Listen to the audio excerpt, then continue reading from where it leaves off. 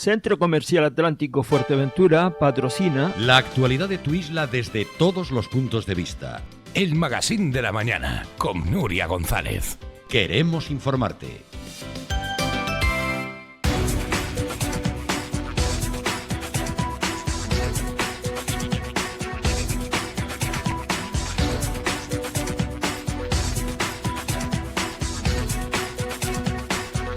Acabamos de escuchar a estos vecinos, a estos afectados del edificio Pelayo. Son 55 familias que están ahora mismo, llevando esta situación al ICABI. Nos contaban, por cierto, que cuando llegaron a trasladar sus quejas, sus preguntas, sus interrogantes al haber podido acceder a una vivienda de protección oficial en la que están pagando más de 700 euros, es decir, bastante más que lo que se había prometido y lo que se sigue prometiendo en la valla publicitaria que sigue frente a la Gavia de los Hormigas, anunciando que las viviendas serían desde 260 euros al mes.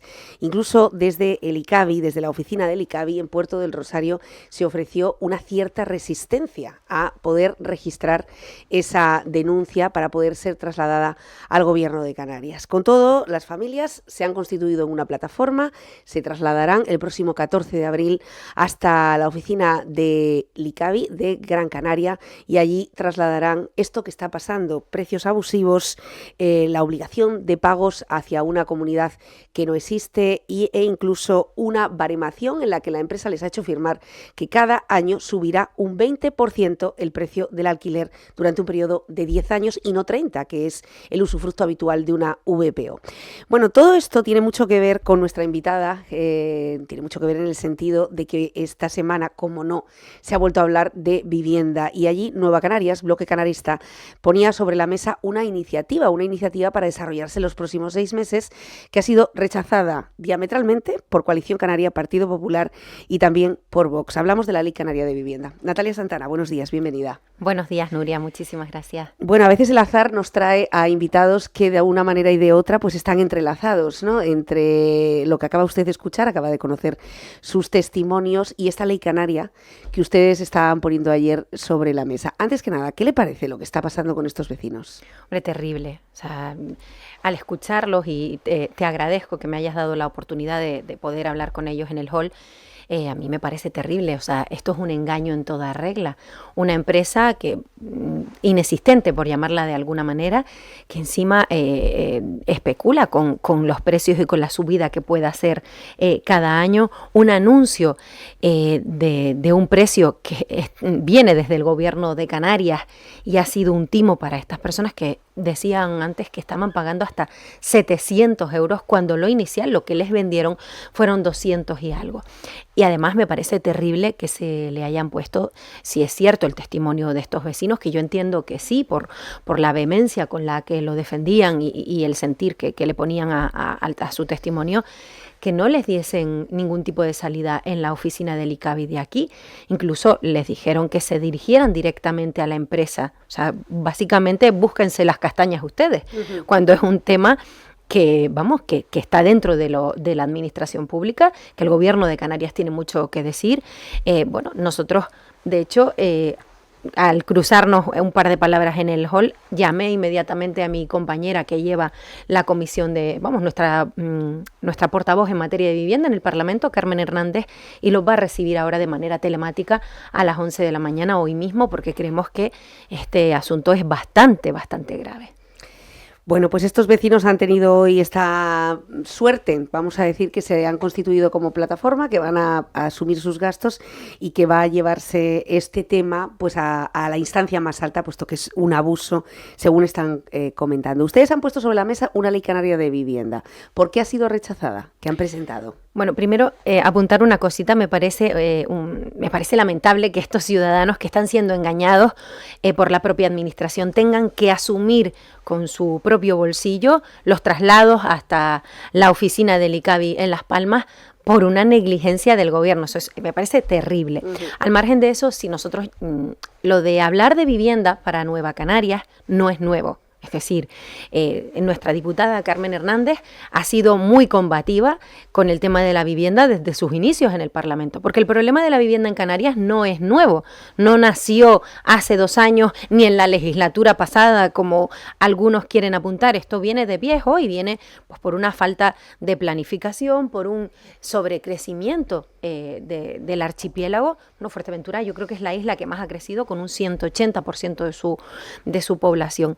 Entonces nosotros lo que llevábamos es la tercera iniciativa que llevamos en este sentido en esta legislatura, la tercera que por supuesto Coalición Canaria, el Partido Popular y Vox rechazan nuevamente, además de los grupos que apoyan al gobierno, los herreños y los gomeros.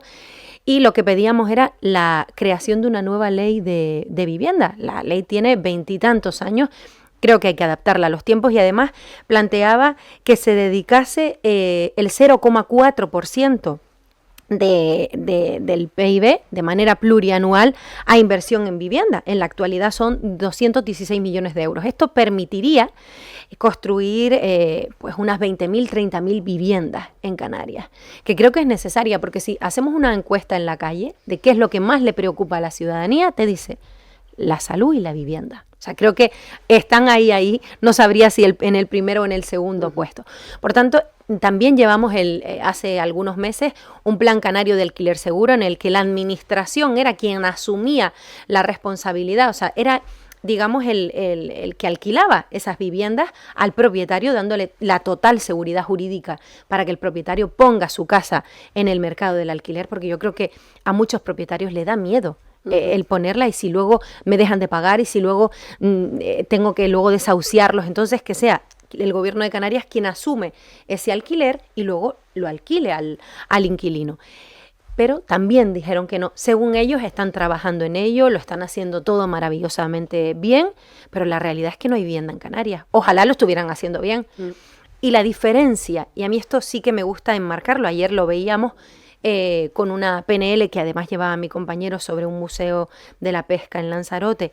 Yo llevaba también una PNL de memoria histórica canaria hace algunas semanas y siempre nos votan que no, porque viene de la oposición.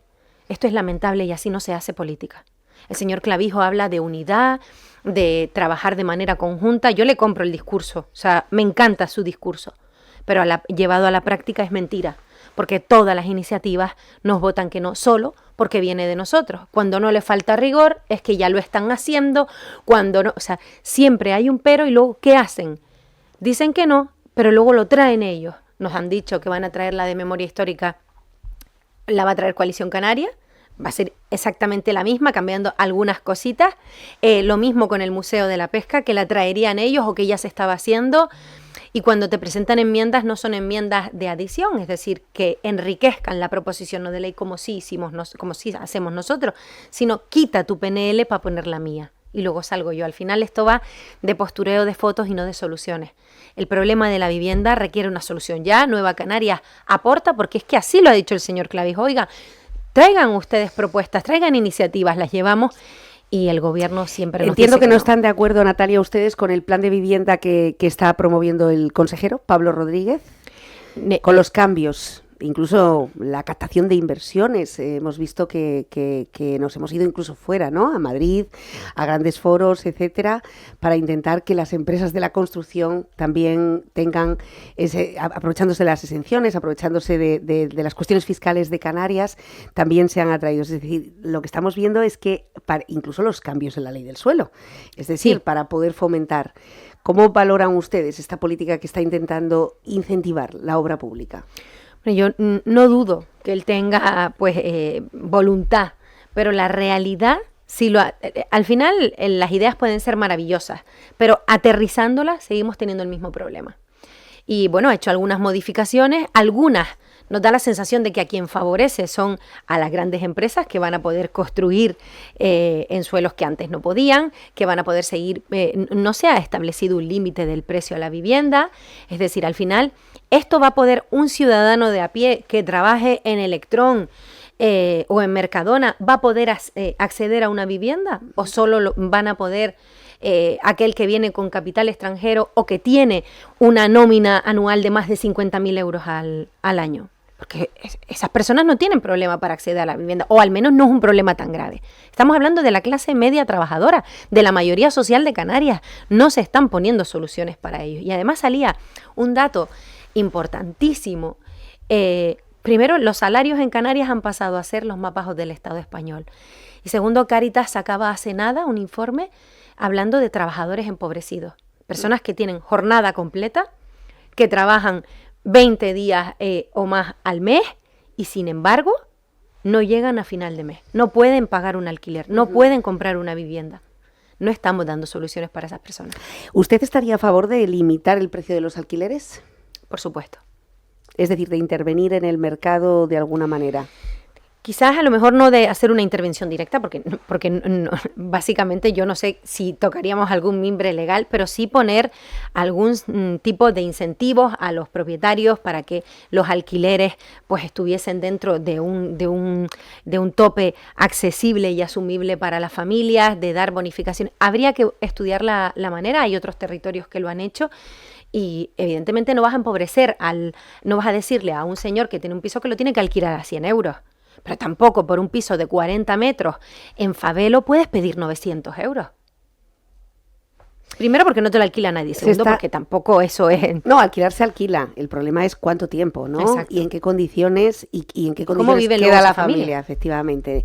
De hecho, nos estaban diciendo que hay 2 familias dentro de esa urbanización, dentro de esas viviendas de protección oficial que han dejado de pagar su alquiler. Es decir, que por las cuestiones, por estos límites a los que se está llevando de los precios, pues llevan varios meses sin poder pagar el alquiler de su casa. Esta semana se está hablando, como el tema de la vivienda es una preocupación a nivel nacional o incluso europeo, se está hablando de esa normativa que la Unión Europea imponía, que la renta no debería de ocupar más del 30% a la vivienda, a los costes de la vivienda, es decir, en un salario el 30% debería ir destinado a la vivienda y no más.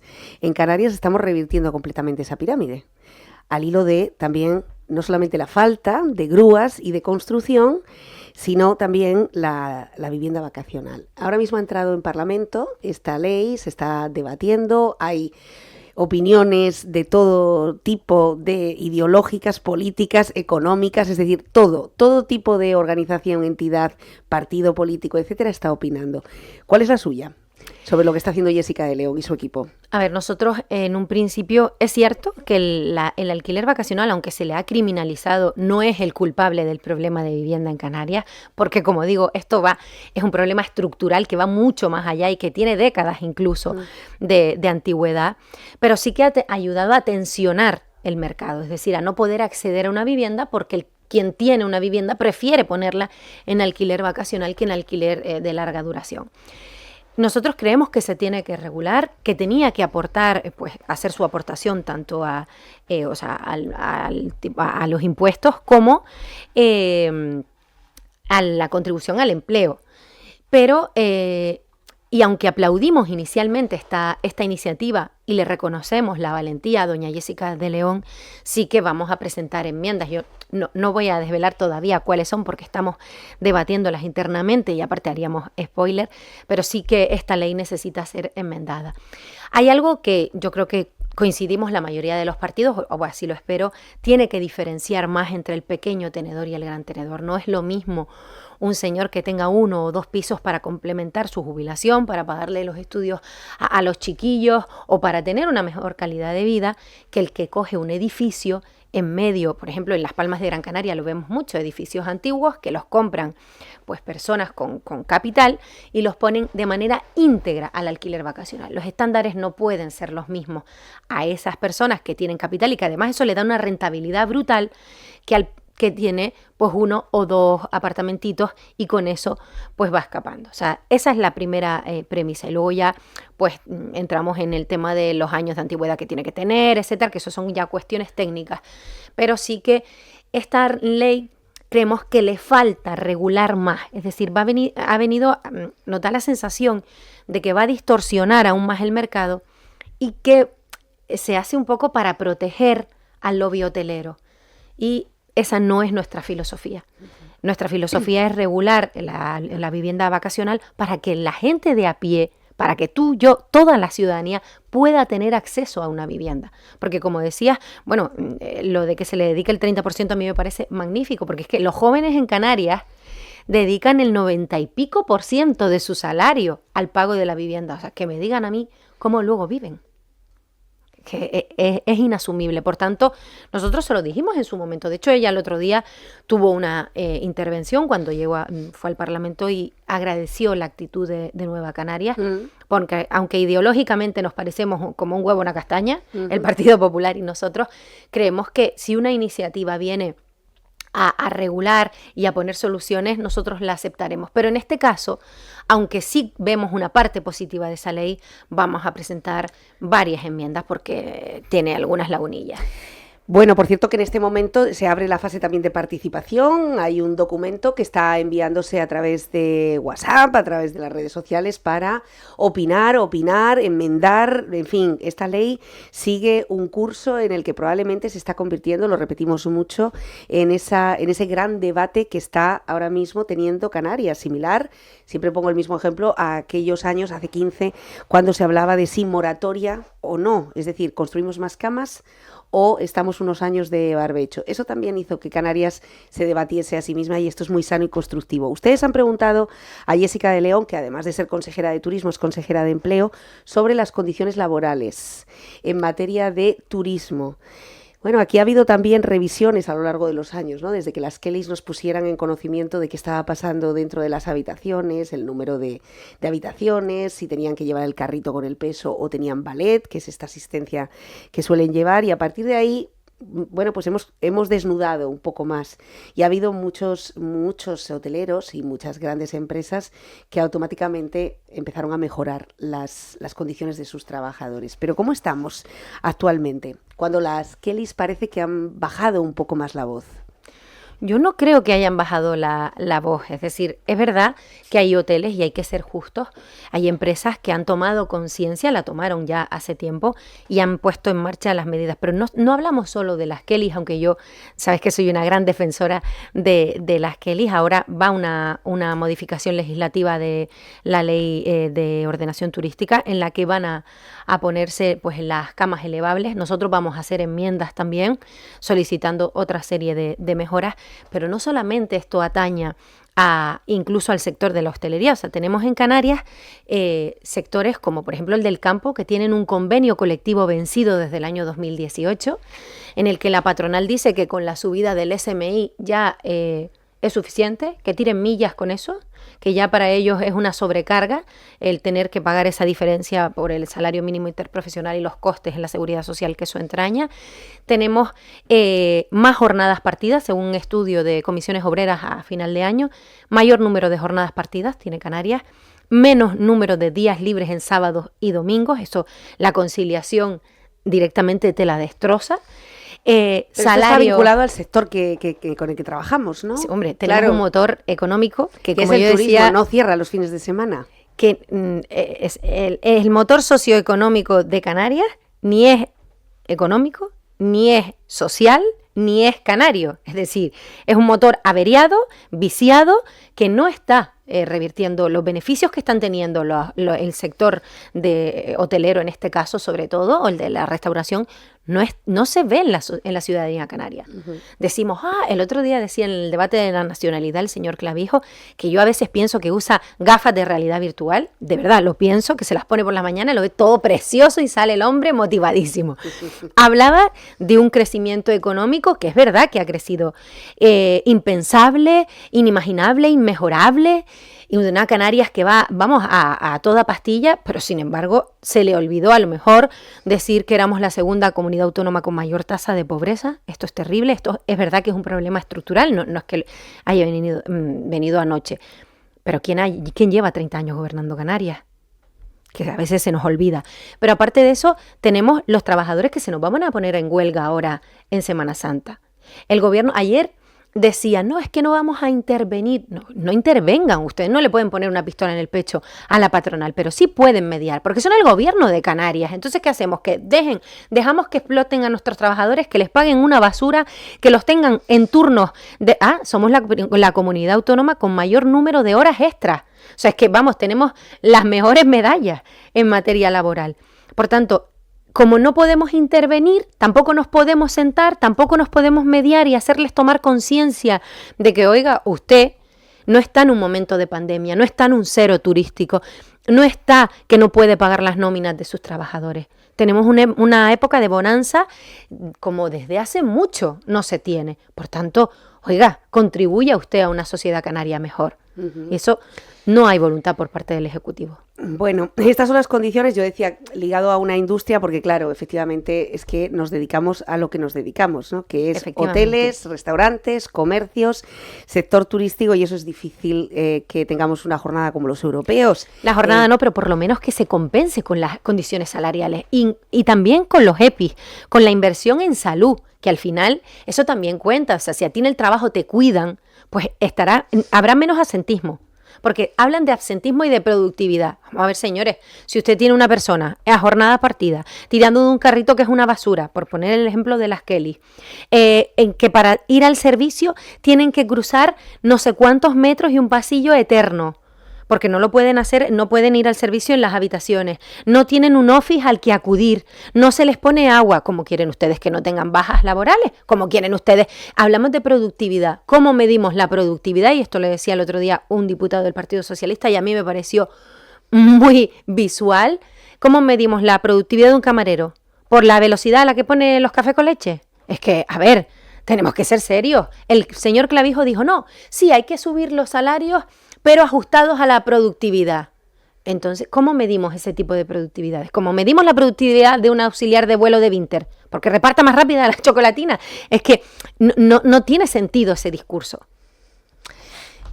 Claro, no tiene sentido el discurso desde el punto de vista del trabajador, pero desde el punto de vista del autónomo, ¿cómo lo justifican? Porque, a ver, claro, hay que diferenciar lo mismo que en el alquiler vacacional. Aquí tenemos que diferenciar entre el pequeño autónomo, que está asfixiado, y al que quizá habría que ayudar más y contribuir más, porque las medidas que pone el Gobierno de Canarias también son insuficientes. Ahora decían que tenían una medida de conciliación para los autónomos. Yo soy esposa de un autónomo, pequeñito. Tengo un niño y dije, ya está, ya me arreglaron el problema del chiquillo. La medida de conciliación es para de 0 a 3 años, del autónomo que tenga un pequeño de 0 a 3 años, una persona con discapacidad a su cargo, y es contratar a una persona mayor de 52 años. Esa es la medida estrella. Entonces, si tengo un niño menor de 3 años, lo podemos contratar, pero luego cuando el chiquillo me cumpla 3 años, le tengo que decir a la señora o al señor, mire que ya está, se nos acabó. O sea, ¿qué medida de conciliación es esa? Y le das una pequeña bonificación en la seguridad social. Yo no sé, a mí las cuentas no me salen. Por tanto, hay que diferenciar entre el pequeño autónomo, que se ve asfixiado muchas veces y que en la pandemia, y esto yo lo viví muy de cerca, se pagaban los salarios del trabajador, por supuesto, porque había que blindar a esos trabajadores, aunque ellos no cobrasen absolutamente nada. A ese hay que cuidarlo, pero no estamos hablando de ese pequeño autónomo, del que tiene una frutería o una asesoría. Estamos hablando de un hotel que factura millones de euros, de una tierra que tiene cada vez más millones de turistas al año, que además crece el porcentaje de gasto medio por turista. Entonces, no estamos hablando de lo mismo. Bueno, en cuanto a un tema que ha estado presente, además de la vivienda, de los salarios, de estas cuestiones que tanto le preocupan ahora mismo y que se centran todas las entrevistas que hacemos en este programa, que son muchísimas a lo largo del año, yo quería hablar sobre un tema que se ha puesto otra vez sobre la mesa, son las tierras raras. Es un tema que ustedes además llevaron al Parlamento, han estado muy cerca de la plataforma de los vecinos, de los afectados. Parece que nos comimos las uvas y estábamos tranquilos, parece que había unión política, parece que desde Industria nos decían, no se preocupen, que esto no va a prosperar, Satocán no va a tener la concesión, el Gobierno de Canarias se va a blindar jurídicamente y además ni siquiera vamos a tener que pagar una sanción. Todo esto Pues parece que no, parece que las tierras raras, sobre todo por el discurso, Natalia, yo no sé si usted comparte esto, que a nosotros nos ha ocurrido una vez que nos enteramos que Europa realiza un censo de 5 lugares de la geografía española, 5 en los que Fuerteventura parece que multiplica por 5 los parámetros habituales y donde se impone un mandato, porque esto ha sido prácticamente un mandato de que, aunque la competencia sea de la propia comunidad autónoma, en caso de ser de interés general, bueno, pues nos la van a colar. Quiero decir que se va a imponer. Hemos escuchado las declaraciones de Manuel Domínguez y de Fernando Clavijo. Hay unidad política en que esto no va a suceder. Pero ¿qué posibilidades hay realmente? Porque si seguimos el recorrido de cómo ha sucedido todo esto y empezamos por la parte en la que 2 catedráticos llegan a Fuerteventura y están realizando una investigación sin informar al Cabildo Insular y después esto se lleva al Parlamento basado en esa investigación y todos los partidos políticos lo aprobaron, también ustedes. Sí. Y después es el eco social, la reivindicación social la que dice, no, cuidado, que es que nos vamos a cargar la isla. Y entonces todo el mundo va y mira, oye, es que lo de las tierras raras es minería a cielo abierto, es bastante contaminante, vamos a volver a revisarlo. Y otra vez, y todo el mundo vota en contra. Pero es que ahora, o sea, ¿de dónde se saca la Unión Europea que Fuerteventura tiene hasta 5 veces más los parámetros habituales? ¿Del informe de los catedráticos de la Universidad de La Laguna promovido por el Partido Socialista? La verdad no sé de dónde llega esa información. Pero tiene que llegar de algún lado. Efectivamente, de algún lado ha tenido que obtenerla. Esto habría que preguntárselo al Partido Socialista si se lo ha facilitado. Es verdad que lo que yo leí inicialmente, el estudio por parte de esos 2 catedráticos era bastante más corto que esa información que tú das, es decir, era bastante superficial. Sí que es cierto que, por lo visto, el estudio lleva más de 10 años en Fuerteventura. A mí me llama la atención que el gobierno de Canarias no tuviese constancia, y a ver quién gobernaba hace 10 años el gobierno de Canarias, yo creo que si tenemos memoria sabemos perfectamente quién era, no estuviera al tanto de esto. No sé si se tendrían que iniciar algún tipo de trámite legal, lo desconozco. Nosotros votamos a favor, toda la Cámara, Coalición Canaria, el Partido Popular, incluso el Partido Socialista, que fue quien lo promovió, votaron a favor de la investigación en materia de tierras raras por parte de la universidad. Cuando se llevó allí, se llevó como una especie de cátedra en la que pues los estudiantes de química, etcétera, fueran a investigar en el terreno, etcétera. Nadie pensó la magnitud de esto. ¿Es cierto que eso fue un error? Yo, sabes que no tengo ningún tipo de problema al reconocer que no vimos las orejas al lobo en ese momento y que inmediatamente las empresas, que no son bobas, dijeron, uy, ¿esta es la mía? Entonces, es verdad que una PNL no es vinculante. Eso hay que dejarlo claro, es decir, no es que se abriera la puerta ni se autorizara nada. Ojalá las PNL fueran vinculantes, porque entonces la que nosotros llevamos, Nueva Canarias presentaba y salía adelante para frenar la investigación por parte de las tierras raras de todas las empresas interesadas, no solo de Satocán, sino de cualquiera que se prestase voluntaria a ello, pues se habría puesto en marcha y se había frenado. A mí me llama la atención varias cosas. Primero, que esa PNL se enmendó por los grupos del gobierno. Nosotros lo aceptamos porque al final era enriquecerla y hay que ser humilde. Ellos establecían el establecimiento de un real decreto que, según ellos, blindaba por completo esas prospecciones y que vinieran con el taladro y las brocas a Fuerteventura.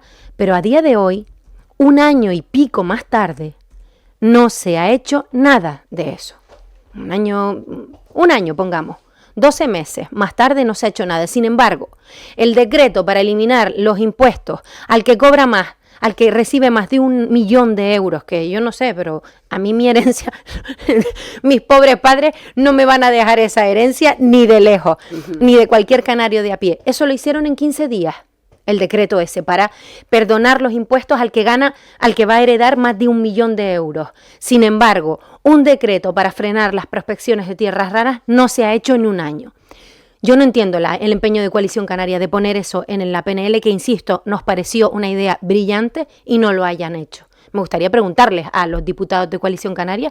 Yo lo negocié con el señor Cabrera, además con muy buen talante siempre a la hora de negociar las enmiendas, pero no sé si le ha preguntado al señor Clavijo cuándo lo piensa poner en marcha. Tenemos a Bruselas frotándose las manos porque, claro, quieren eliminar la dependencia de China. Y han visto, vamos, la joya del Nilo en Fuerteventura. ¿Qué hace el señor Sánchez? Cambiar la ley de minas. La está cambiando. Esto es preocupante. Ya esta mañana yo escribía al chat que tenemos de Nueva Canarias y le decía, y además hemos tenido unanimidad, tengo unos compañeros de verdad maravillosos, les expresaba mi preocupación y el portavoz va a llevar una pregunta al presidente del gobierno porque es quien nos puede clarificar en este sentido. La comunidad autónoma, como cambie la ley de minas y con ese dictamen de Bruselas, poco podremos hacer. De hecho, ahora mismo, nosotros, Nueva Canarias, sabes que fuimos en una alianza electoral con Sumar a las elecciones europeas, tenemos eurodiputados, además muy pendientes siempre de Canarias, le hicimos llegar, somos el único grupo que ha seguido con esta batalla de las tierras raras, porque lo hemos elevado allí donde tenemos representación. Nuestro eurodiputado hizo 3 preguntas en la Comisión Europea, básicamente tiraron balones fuera, pero es que ahora, ante esta modificación de la ley de minas, se ha desplazado una comisión de Nueva Canarias al Parlamento Europeo, estamos en Bruselas, está allí nuestro secretario de Acción Política, Cosme Espinel, tratando este tema. Hoy me mandaba además una foto, estaban reunidos para tratar en Bruselas el tema de las tierras raras y hacer que tomen conciencia de que nosotros somos un territorio fragmentado, que por la idiosincrasia, por el motor económico, nos guste o no que tenemos, que es el turismo, corremos serio peligro, y por no hablar de la salud de los majoreros y las majoreras, que yo creo que es lo que debe primar. La minería de tierras raras es altamente perjudicial, lo hemos visto en China, donde hay, Google tiene unos vídeos maravillosos que solamente con poner tierras raras China, vemos que la minería de donde se practica ha impedido que allí se planten campos de arroz. O sea, creo que para muestra un botón lo tenemos ahí. Si ellos no pueden plantar arroz a no sé cuántos kilómetros de actuación, nosotros somos una isla. Somos chiquitos. ¿Cómo vamos a meter esa actividad minera aquí? Por tanto, yo pediría más contundencia, poner ese Real Decreto, declarar parque natural, hacer lo que sea. Tenemos las herramientas legales para que antes de que llegue esa pandemia, porque va a ser una pandemia, frenarla. Vamos a unirnos, vamos a dejar las siglas en la puerta. Por favor, unidad y unidad en esto. Pongan el Real Decreto. Vamos a recuperar esa declaración de parque de reserva natural en Fuerteventura. Vamos a hacer todo lo posible, que nos unamos Cabildo, Parlamento, y si hay que estar 3 días encerrados en cualquier institución, lo hacemos, pero vamos a frenarlo ya desde aquí, de verdad. Toda nuestra voluntad, mano tendida a los gobiernos, tanto al insular como al autonómico, para frenar esta locura. ¿Cómo ha sido acogida esta noticia? Porque esta noticia nosotros la publicábamos conforme ha habido dos tiempos, ¿no? Dos vuelcos, vamos a decir. La primera, cuando aún sin presupuesto a nivel nacional, Pedro Sánchez y su ministra anuncian que va a haber un plan de medidas con una 30 de actuaciones, pero que en todo caso el objetivo es favorecer, impulsar la minería, la extracción de tierras raras. Bueno, pues esto todavía queda un poco en entredicho porque no hay efectivamente un presupuesto que avale, es decir, sigue siendo propaganda. No hay detrás una partida económica. Y la segunda, una semana después, concretamente el viernes de la pasada semana, es cuando la Unión Europea no solamente avala esta noticia del Estado español, sino que pisa el acelerador, ¿no? Y dice, no, es que además no solamente lo veo conveniente, sino que exijo que se haga un censo de aquellos territorios que tienen tierras raras y además avalo y defiendo que se empiecen a extraer. E incluso cambio la ley de minas para que las administraciones locales también sean copartícipes en cuanto a los beneficios. Es decir, la empresa va a tener que repartir beneficios, en este caso, en esta nueva ley que quiere impulsar el gobierno. ¿Cómo ha sido acogido? Porque entre la ciudadanía, de repente, de Fuerteventura, ha habido un levantamiento popular. Es decir, esto no lo quiere la ciudadanía de forma unánime. Pero, ¿cómo ha sido acogido dentro del Parlamento? Porque no hemos visto demasiadas reacciones. A ver, el tema es que, como tú decías, el viernes salía esta noticia, hay unos márgenes de actuación parlamentaria, es decir, tú las preguntas o los temas que llevas a pleno no los puedes llevar en el momento, no es como a lo mejor en los plenos municipales que se puede hacer una pregunta así más, es decir, tienes que registrarla con anterioridad para poder llevarla. Entonces, el viernes ya estaba el orden del día hecho, no se puede modificar, no hay ese margen de maniobra.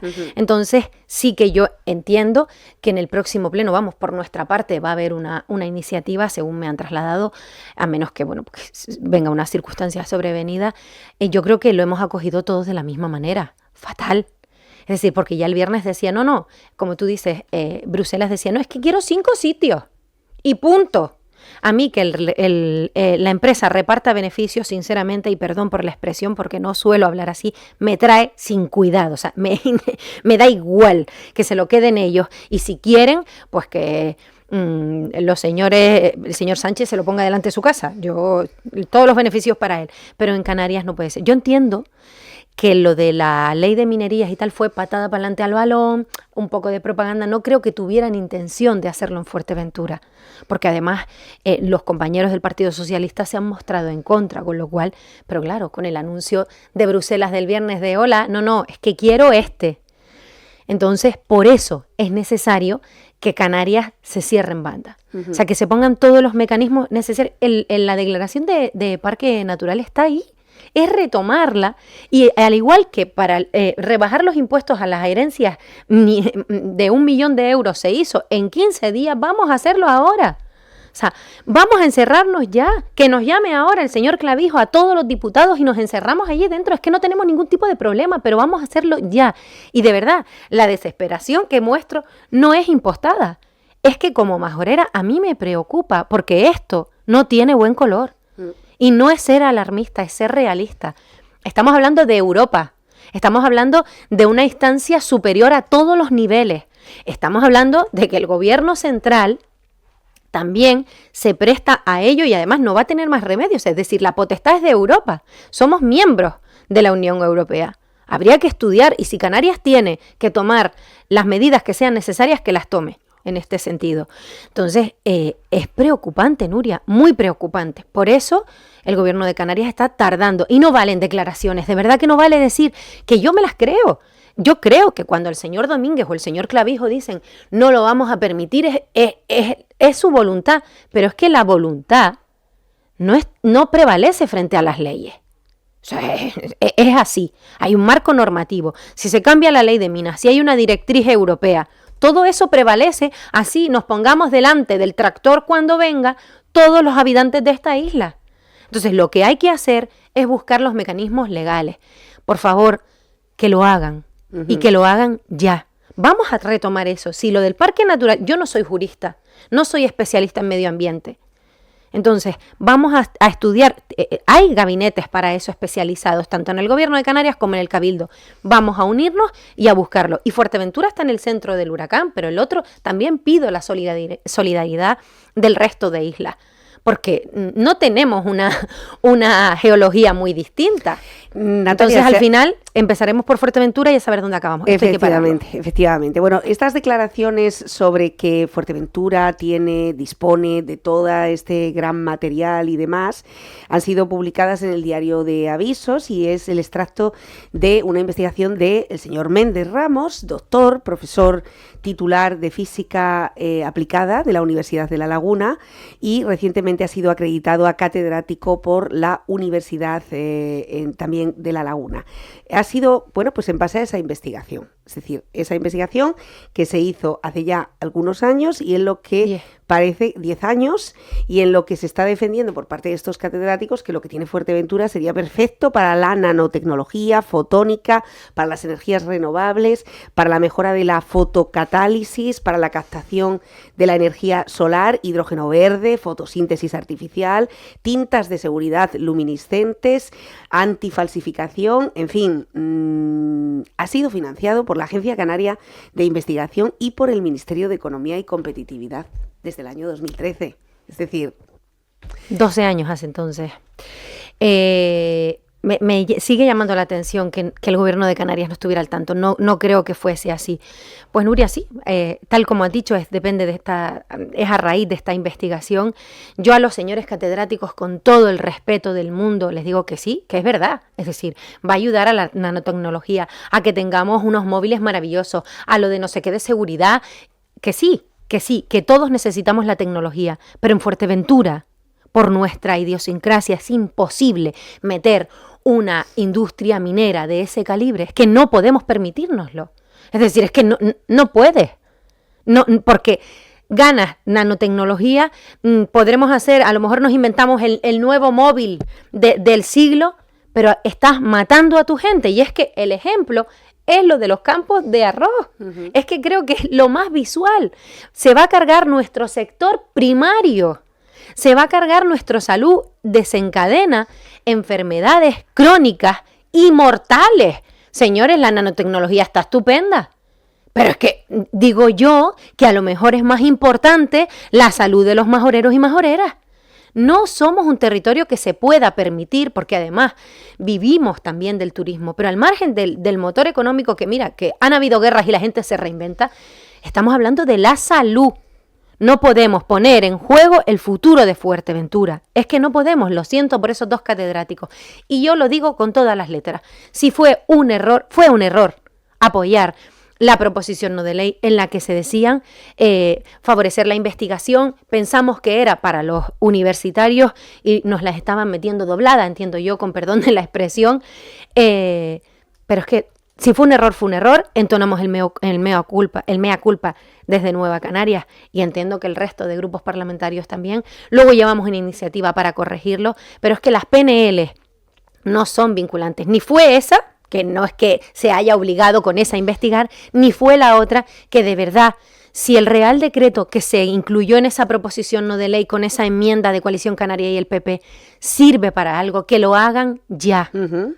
Que lo hagan ya, esto hay que frenarlo, esto ya está cogiendo un color que antes no tenía, una seriedad y una gravedad que en el momento en el que nosotros llevamos la PNL, aunque estábamos nerviosos y estábamos alertados, no tenías, que esto es ya. Y encima, los señores de Vox están, como dijo el otro día, un taladro y una broca, que dijo, en una broca del 8, ustedes no han puesto un cuadro, es lo mismo, dejen que se hagan este tipo de estudios. Ellos están alentando a que eso se produzca. Y a mí me llama también una cosa la atención. Todos nos quejamos del discurso de Vox en Tierras Raras, se lo afeamos, todos nos quejamos. Ayer una señora diputada de Vox me decía que no se pudo celebrar el Mundial Femenino de Fútbol por un simple beso. A ver si a mí ahora me da un beso quien le dé la gana. Pero es que Coalición Canaria está dándole pábulo a Vox, porque está pactando con ellos en Teguise, en Arona y ahora en Granadilla. Con lo cual, nos quejamos de que quieren tierras raras, de que tienen un discurso totalmente machista, rancio, fascista, etcétera, pero luego Coalición es quien los está alimentando. Y si esto no lo frenamos, en 2027 a ver cómo llegamos. Insisto, hay que frenar lo de las tierras raras ya. Bueno, yo, como me gusta mucho la hemeroteca y de algo, si algo tenemos en Onda Fuerteventura, son 11 años de la última historia y todo está digitalizado, pues hombre, en el 2024, recuerden que López Aguilar pasó por Fuerteventura además por FEAGA, que ahora empieza la próxima semana. Y estábamos en plena ebullición de las tierras raras y nuestros vecinos de la plataforma estaban saliendo a la calle y se organizaban las manifestaciones, las cadenas de Ajuí, las cadenas humanas también de Corralejo. Esto es lo que nos contaba López Aguilar, insisto, diputado parlamentario europeo de la misma institución que ahora mismo impulsa. Año 2024. Tranquilidad. A escala europea nada sucede de la noche a la mañana. Por tanto, no hay ninguna alarma. Se produce la guerra de agresión de Putin contra Ucrania.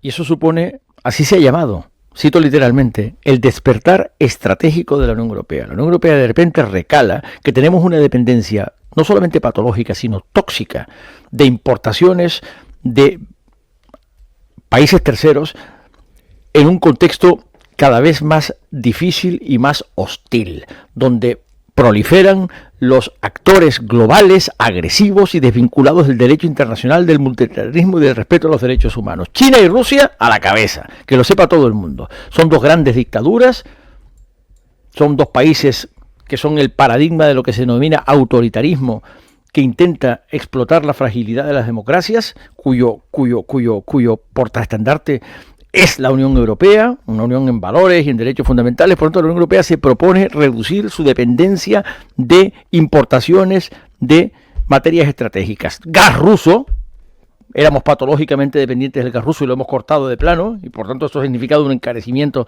contra el que hemos luchado y una espiral inflacionista contra la que hemos luchado.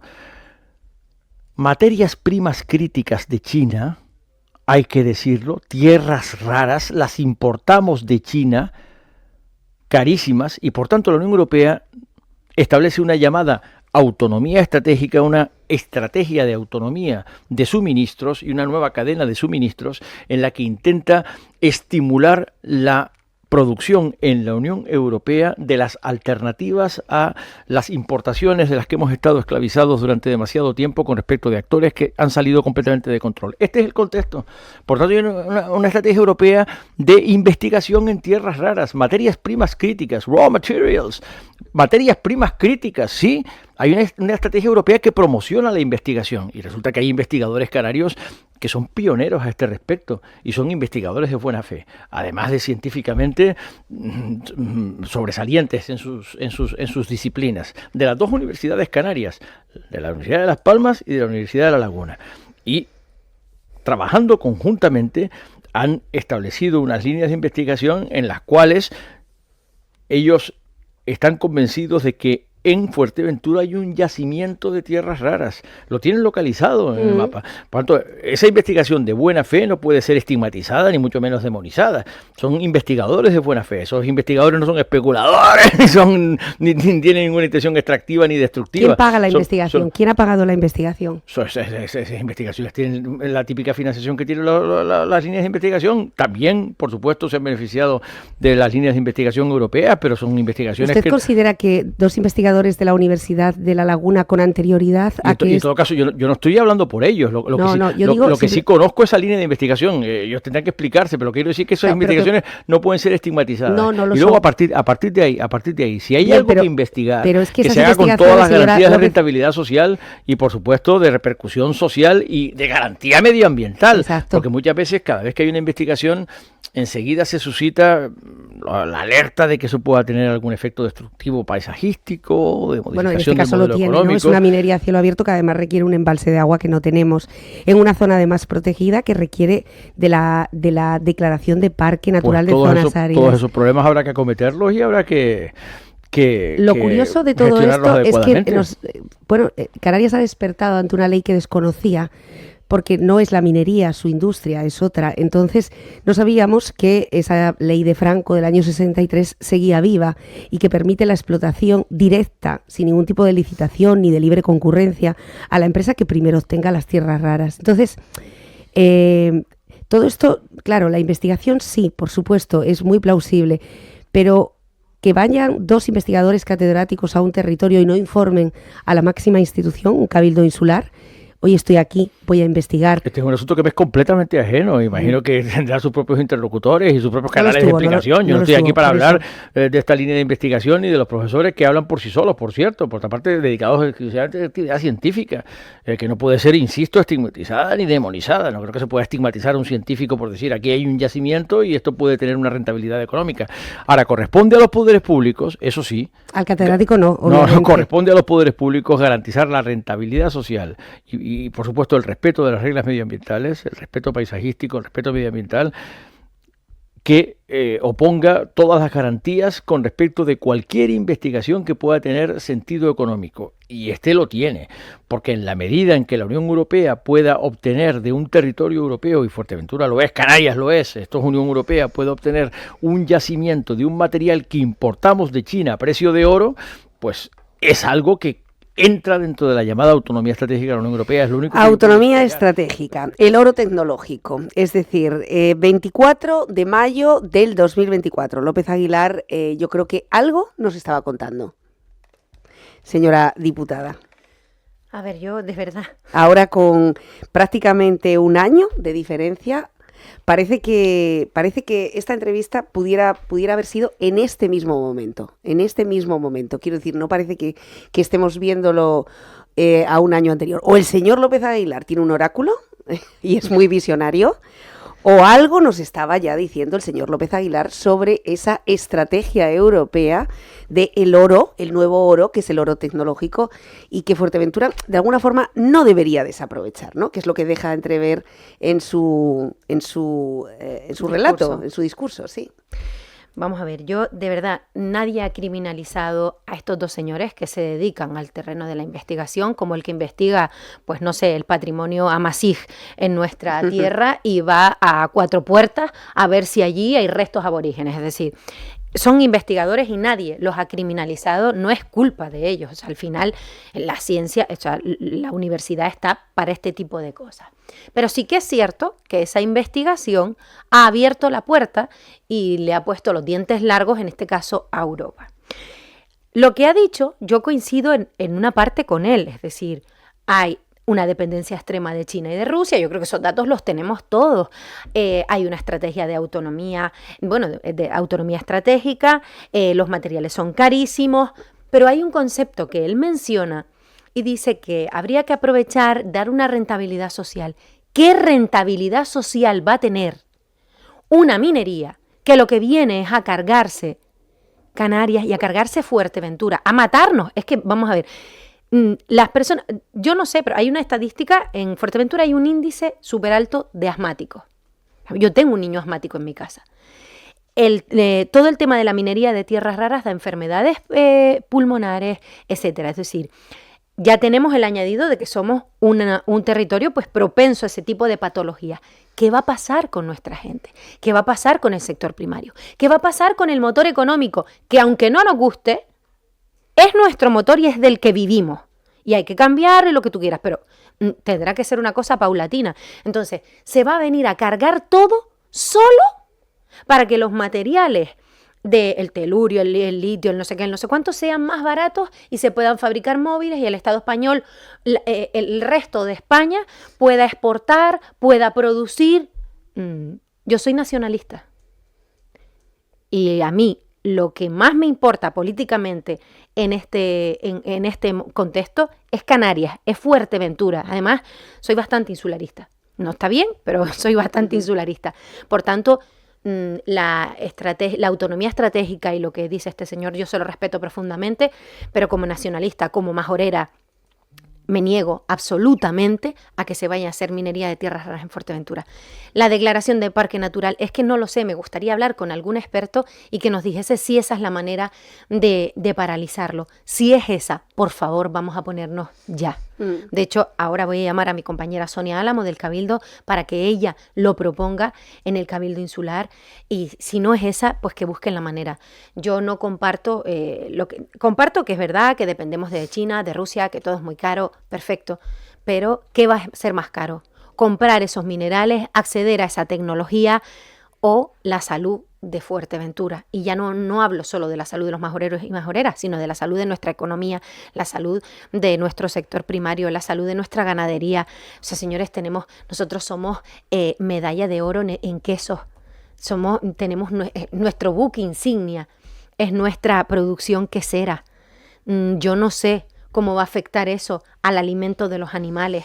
O sea, al final nos vamos a cargar todo solamente por una directriz de unos señores que están a cientos de miles de kilómetros de Fuerteventura, que Fuerteventura les da igual y para el que Fuerteventura es solamente una cagadita de mosca en el mapa. Por tanto, me niego absolutamente. Bueno, está bien que aireemos este tema, sobre todo porque está cogiendo, como apunta la diputada, tintes que está creciendo y no precisamente por los intereses empresariales de algunas empresas en Canarias, sino porque lo estamos viendo que viene de una instancia superior como puede ser Europa. O sea que, bueno, mucha atención y es un tema en el que estamos muy vigilantes para saber exactamente cuál va a ser el siguiente movimiento. De todas maneras, como no hay presupuesto a nivel nacional, bueno, pues todo esto sigue siendo, me refiero al plan de medidas del señor Sánchez en cuanto a la apertura de la minería otra vez. Es decir, mientras no haya presupuesto, ese paquete de medidas, pues como siempre decimos, todo lo que no se publica en el BOE sigue siendo propaganda. Pero eso se hace rápido, ¿eh? Sí, se puede hacer rápido, pero nos sobre enfrentamos al primer puede trimestre venir y de seguimos Europa.